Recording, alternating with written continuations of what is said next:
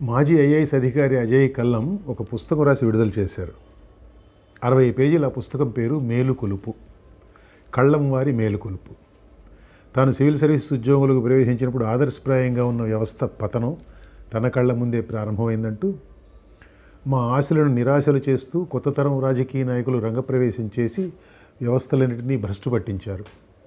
సామాజిక స్పృహ, రాజ్యాంగ అవగాహన, నీతి విలువలు లేని నాయకులు, సామాజిక మూలాలు, స్థానిక సంస్థల అనుభవాలు లేని నాయకులు, సినీ నటులు, వ్యాపారవేత్తలు, విద్యాలయాలలో గ్రూపు రాజకీయాలు నడిపిన శక్తులు, వృత్తి రంగాలలో డబ్బు సంపాదించినటువంటి ఇంజనీర్లు, కాంట్రాక్టర్లు, డాక్టర్లు రంగప్రవేశం చేసి వ్యవస్థలను నిర్వీర్యం చేయడం మన కళ్ళ ముందే జరిగింది.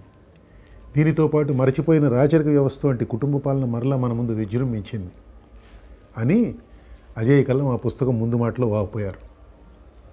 విశృంఖలమైన అవినీతి, పూర్తి డబ్బుమయమైన రాజకీయాలు, పతనానికి చివరి దశలో ఉన్నటువంటి వ్యవస్థలను చూస్తూ ప్రజలను మేల్కొల్పే ప్రయత్నంగా మార్పు కోసం చేసిన ప్రయత్నమే ఈ చిన్న ఎజెండా. రాజకీయ పార్టీలు, నాయకులు ప్రజలను మభ్యపెట్టి వారి స్వార్థం కోసం చేసుకునే ఎజెండాను ప్రజల ఎజెండా అనరాదు. ఈ ఎజెండా మాత్రమే పూర్తిగా ప్రజల ఎజెండా అని ఆయన ముందు మాట చివర చెప్పుకున్నారు. ఈ ప్రజల ఎజెండాను కాస్త పరిశీలించాల్సిన అవసరం ఉంది. దానికి ముందు అజయ్ కల్లంను పరిచయం చేస్తాను. ఆయన గురించి తెలియని వారు కూడా ఉండొచ్చు కదా. కల్లం అజయ్ రెడ్డి 1983 బ్యాచ్ ఐఏఎస్ అధికారి. ఉమ్మడి ఆంధ్రప్రదేశ్లో ఆయన Visakhapatnam port trust chairman, TTD Tirumala Tirupati దేవస్థానాల ట్రస్ట్ బోర్డు ఎగ్జిక్యూటివ్ ఆఫీసర్ వంటి ప్రతిష్టాత్మకమైన పదవులు నిర్వహించారు. 2017లో రాష్ట్ర స్థాయిలో అత్యున్నత పదవైన ప్రభుత్వ ప్రధాన కార్యదర్శిగా రిటైర్ అయ్యారు. 2019లో వైసీపీ అధికారంలోకి వచ్చిన వెంటనే అజయ్ కల్లంను ముఖ్యమంత్రి జగన్మోహన్ రెడ్డి తనకు ప్రిన్సిపల్ అడ్వైజర్గా నియమించుకున్నారు. 2024 జూన్లో వైసీపీ పరాజయం పాలయ్యేంత వరకు ఆయన ఆ పదవిలో కొనసాగారు. ఈ మేలుకొలుపు ఎప్పుడు రాశారో, పదవిలో ఉండగానో లేక తర్వాతనో మనకు తెలియదు. పుస్తకంలో ఎక్కడ ప్రచురణ తేదీ కానీ సంవత్సరం కానీ ఇవ్వలేదు. ఇప్పుడు పుస్తకంలోని విషయాలను పరిశీలిద్దాం. ఈ చిన్ని పుస్తకంలో అజయ్ కల్లం భారత ప్రజాస్వామ్యాన్ని పట్టి పీడిస్తున్న రుగ్మతల గురించి రాశారు. అయితే ఆంధ్రప్రదేశ్ ప్రధానంగా ఆయన రాత నడవడం మనకు చదివే కొద్దీ అర్థమవుతూనే ఉంటుంది.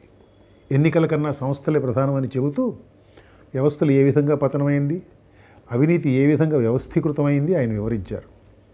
బ్యూరోక్రాట్లు రాజకీయాల్లో భాగమైపోయారని, ప్రభుత్వ నిర్వహణలో శాసనసభ్యుల జోక్యం విపరీతంగా తయారైందని వ్యాఖ్యానించారు. వ్యవస్థలో ఎక్కడా కూడా జవాబుదారీతనం అనేది లేకుండా పోయిందని అన్నారు. నెహ్రూ నుంచి మొదలైన కుటుంబ పాలన సమాజానికి చెరుపు చేసిందని, చేస్తున్నదని వ్యాఖ్యానించారు. ప్రాంతీయ కుటుంబ పార్టీలు ప్రభుత్వ వ్యవస్థలను నిర్వీర్యం చేశాయని అన్నారు. న్యాయ వ్యవస్థలో అవినీతి గురించి కూడా ప్రస్తావించారు. ఈ రుగ్మతల్ని రూపుమాపాలంటే ఏం చేయాల్సింది సూచించారు. దేశంలో వ్యవస్థల పతనంపై ఈ పుస్తకంలో అజయ్ కల్లం వ్యక్తం చేసిన అభిప్రాయాలతో విభేదించాల్సిన సందర్భాలు ఎక్కువ లేవు. అలాంటి సందర్భాలను కూడా ప్రస్తుతానికి పక్కన పెడదాం. ఏపీకి సంబంధించి కొన్ని చోట్ల ఆయనకు మోటివ్ ఉందేమోనన్న అనుమానాలు కలుగుతాయి. ఉదాహరణకు ఒక చోట స్థానిక సంస్థలను నిర్వీర్యం చేశారని చెబుతూ ఆ సంస్థలు పనిచేస్తే మా ముఖం చూసేది ఎవరు అని ఒక పోలిట్ బ్యూరో సభ్యుడు తనతో అన్నట్టు రాశారు. ఇది కావాలని తెలుగుదేశం పార్టీ పేరు అన్యాపదేశంగా చెప్పడం అనిపిస్తుంది. లేకపోతే ఒక రాజకీయ నాయకుడు అనుకుండా ఒక పోలిట్ బ్యూరో సభ్యుడు అనే అవసరం ఏముంది? ఏపీలో పోలిట్ బ్యూరో అనే యంత్రాంగం ఉన్న ఏకైక పార్టీ తెలుగుదేశం పార్టీ అని అందరికీ తెలుసు. పుస్తకం మొత్తం మీద ఎక్కడ రాజకీయ పార్టీల పేర్లు ప్రస్తావనకు రావు. మరి ఇక్కడ సూచించాల్సిన అవసరం ఎందుకు వచ్చింది అన్న ప్రశ్న రావడం సహజం, అవునా? పేరు పెట్టి చెప్పకపోయినా తెలుగుదేశం పార్టీ రంగప్రవేశం తర్వాతనే ఏపీలో ప్రజాపాలన భ్రష్టు పట్టడం మొదలైందని అజయ్ కల్లం సూచిస్తారు. నిజానికి సినీ తారలు రాజకీయాల్లోకి రావడాన్ని ఆయన ఆక్షేపించారు ఈ పుస్తకంలో. ఎన్టీఆర్ పేరు నేరుగా చెప్పకుండా సినీ నాయకత్వం సామాజిక నాయకత్వంగా ప్రవేశించిన తర్వాత మన రాష్ట్ర ప్రభుత్వం సాధించింది ఏమీ లేదని అజయ్ కల్లం వ్యాఖ్యానించారు. ప్రాంతీయ కుటుంబ పార్టీలు ఉద్దేశపూర్వకంగా క్షేత్రస్థాయి ప్రభుత్వ సంస్థలను, భూ పరిపాలనను నిర్వీర్యం చేశాయని ఆయన అన్నారు ఈ మేలుకొలుపులో. ఎన్టీఆర్ హయాంలో ప్రారంభించిన నీటిపారుదల ప్రాజెక్టుల వల్ల వనగూడిందేమీ లేదని కూడా అన్నారు. పంచాయతీ సమితులను రద్దు చేసి మండల వ్యవస్థను ప్రవేశపెట్టడాన్ని ఆక్షేపించారు. ఎక్కడా కూడా ఎన్టీఆర్ పేరు ప్రస్తావనకు రాదు సుమా. ఈ రాతలకు నేను ఎలాంటి మోటివ్ ఆపాదించదలుచుకోలేదు. ఎందుకంటే అజేయ కళ్ళం నిజంగానే తాను నమ్మిన సిద్ధాంతాల ప్రకారం ఈ విమర్శ చేస్తున్నారేమో. ఆయన మనసులో ఎలాంటి దురుద్దేశం లేదేమో.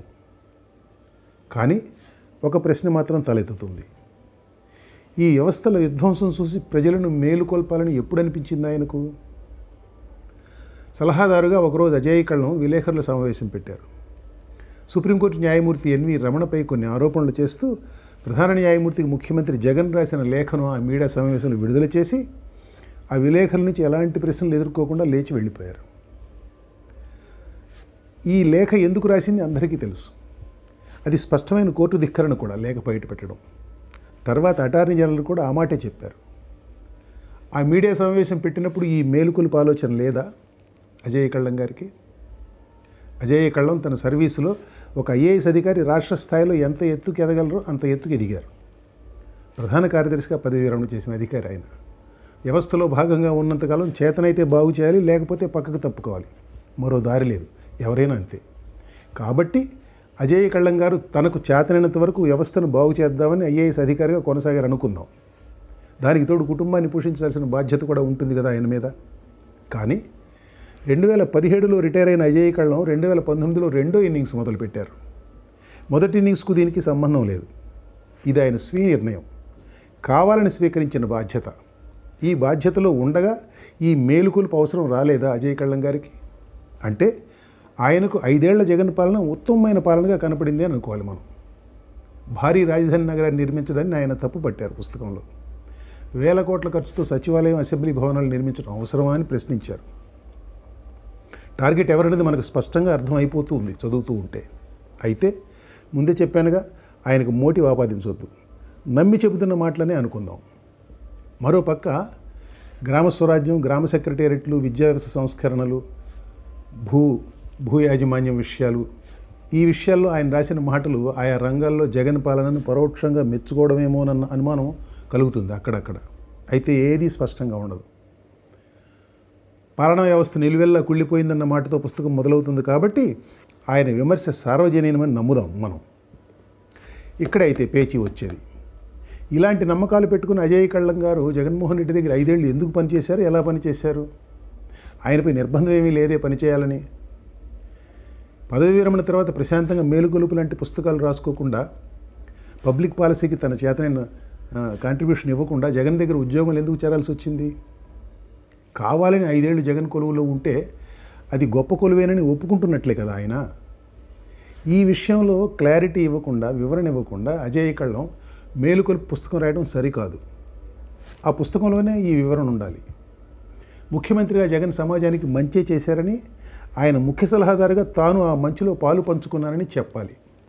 లేదా తప్పైపోయిందని ఒప్పుకోవాలి. అలాంటిది ఏమీ లేకుండా చేసిందంతా చేసి సమాజానికి సలహా ఇస్తానంటే ఎలా? సలహా ఇచ్చే హక్కు నాకుందని ఆయనంటే మనం చేయగలిగింది ఏమీ లేదు నిజానికి. కానీ కనీసం మాత్రపు ఆత్మవిమర్శ లేకుండా సలహాలు ఇస్తే జనం హర్షించరన్న సంగతి అంత పెద్ద ఉద్యోగం చేసిన మనిషికి తెలియకపోతే ఎలా?